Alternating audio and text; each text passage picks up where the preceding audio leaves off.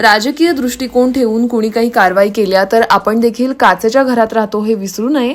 त्यांनी ज्या कंपन्या उभ्या केल्यात त्याबाबत मी आता अजिबात बोलणार नाही. मात्र त्याचं पुस्तक माझ्याकडे तयार असल्याचा इशारा आमदार रोहित पवार यांनी सत्ताधारी पक्षांना दिलाय. आमदार रोहित पवार यांच्याशी निगडीत कारखाने आणि कंपन्यांची चौकशी सध्या सुरू आहे. या पार्श्वभूमीवर ते बोलत होते.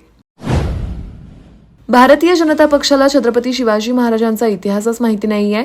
अनेक इतिहासकारांनी केलेल्या लेखनात खंडणी या शब्दाचा उल्लेख आहे. छत्रपती शिवाजी महाराजांनी लिहिलेल्या पत्रातही खंडणीचा उल्लेख असल्याचं शरदचंद्र पवार राष्ट्रवादी काँग्रेस पक्षाचे प्रदेशाध्यक्ष जयंत पाटील यांनी म्हटलंय. जयंत पाटील यांनी खंडणी शब्दाच्या केलेल्या उल्लेखावर आक्षेप घेत भाजपच्या वतीनं माफीची मागणी करण्यात आली होती. त्यावर जयंत पाटील यांनी पलटवार केलाय. एकमेकांविरोधात वादग्रस्त विधानं करणाऱ्या सत्ताधारी महायुतीच्या सर्व नेत्यांना सुबुद्धी द्यावी असं साकडं आज राज्याचे अन्न व नागरी पुरवठा मंत्री छगन भुजबळ यांनी शनिवारी विघ्नहर्त्या गणेशाला घातलं. मराठा समाजाला ओबीसीतून आरक्षण देण्यास सर्वच पक्षांचा विरोध असल्याचा दावाही त्यांनी यावेळी केलाय. आता नातवाकडे पाहूनच पुढे जावं लागतं असं म्हणत राज्याचे महसूल मंत्री राधाकृष्ण विखे पाटील यांनी राष्ट्रवादी काँग्रेस शरदचंद्र पवार पक्षाचे अध्यक्ष शरद पवार यांना टोला लगावलाय. आता नातवाकडे पाहूनच पुढे जावं लागतं, आपल्याला शिकावं लागतं अशी स्थिती असल्याचंही त्यांनी म्हटलंय.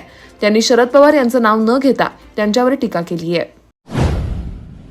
सध्या राज्यात महायुती सरकारचे इव्हेंट सुरू आहेत. मुख्यमंत्री व त्यांचे दोन्ही उपमुख्यमंत्री 100 फुटांच्या रॅम्पवर चालतात. राज्यात फॅशन शो सुरू आहे का असा सवाल राज्याचे विरोधी पक्षनेते विजय वडेट्टीवार यांनी शनिवारी लाडकी बहीण योजनेच्या कार्यक्रमांवरून मुख्यमंत्री एकनाथ शिंदे यांच्या नेतृत्वातील महायुती सरकारवर निशाणा साधताना हाणला.